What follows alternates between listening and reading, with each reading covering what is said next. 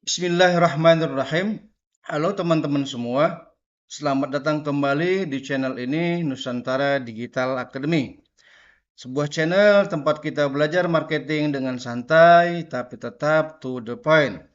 Nah, di video kali ini kita akan ngomongin salah satu hal penting banget buat bisnis kamu. Terutama buat yang sering bertanya-tanya, siapa sih target audiensku? Yap, kita bahas cara bikin buyer persona yang efektif. Siapa di sini yang udah pernah dengar istilah itu? Oke, supaya makin paham, kita akan mulai dari pertanyaan dasar dulu. Apa sih sebenarnya buyer persona itu? Let's dive in. Oke, bagian pertama. Apa itu buyer persona? Jadi gini, buyer persona itu semacam gambaran atau profil dari pelanggan ideal kamu. Bukan cuma tentang umur atau gender, tapi lebih ke kebiasaan, kebutuhan, dan apa yang mereka cari dari produk atau jasa kamu. Singkatnya, buyer persona ini membantu kita untuk memahami siapa audiens kita dan gimana cara terbaik untuk menjangkau mereka. Nah, bayangan nih, kamu jual kopi premium.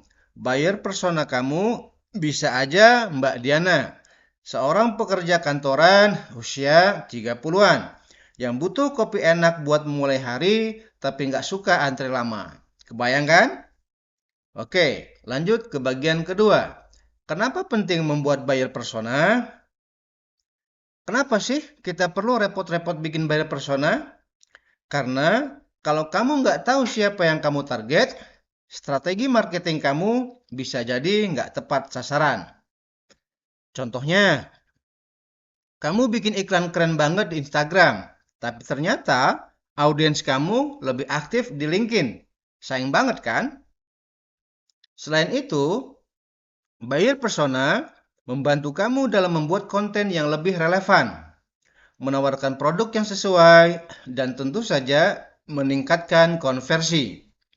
Ini nih yang bikin bisnis kamu makin mantap. Oke, selanjutnya kita ke bagian ketiga. Cara membuat buyer persona.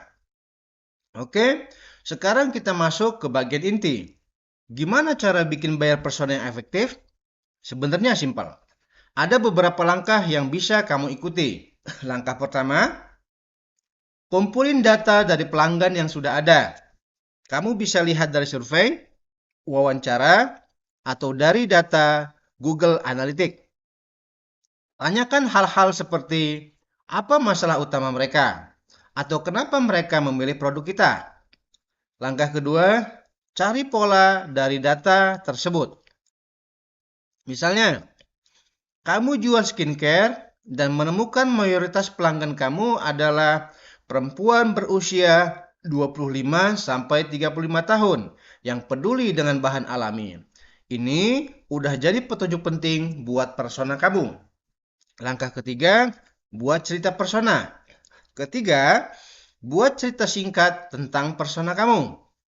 Contoh, Mira, usia 28 tahun, adalah seorang pekerja freelance yang sering begadang. Dia ingin skincare yang praktis dan ampuh buat kulit lelah. Dengan cerita ini, tim marketing kamu jadi lebih terarah dalam membuat strategi. Bagian keempat, tips buyer persona yang efektif. Nah, biar buyer persona kamu makin efektif, ada beberapa tips. Jangan cuma buat satu persona. Biasanya, kamu membutuhkan beberapa persona untuk target audiens yang berbeda. Update secara berkala, karena kebutuhan pelanggan bisa berubah seiring waktu. Gunakan visual, tambahkan foto atau ilustrasi supaya tim kamu lebih mudah untuk memahaminya. Oke, terima kasih sudah nonton sampai akhir. Kalau kamu merasa video ini bermanfaat, jangan lupa like, share, dan subscribe. Dan kalau kamu punya tips atau pertanyaan lain soal buyer persona, tulis di kolom komentar ya. Sampai jumpa di video berikutnya. Salam sukses untuk kita semua. Tetap semangat.